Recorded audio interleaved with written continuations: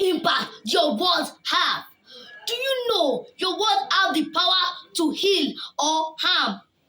And it helps us to choose which path we take. Come, let me tell you about your tongue.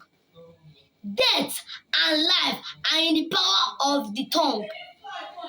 This our tongue can be used as a weapon to harm or destroy, or as a tool to build and heal.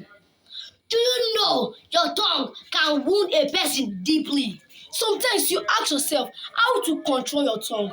Number one, stand by the advice. If you don't have anything to say, don't say anything.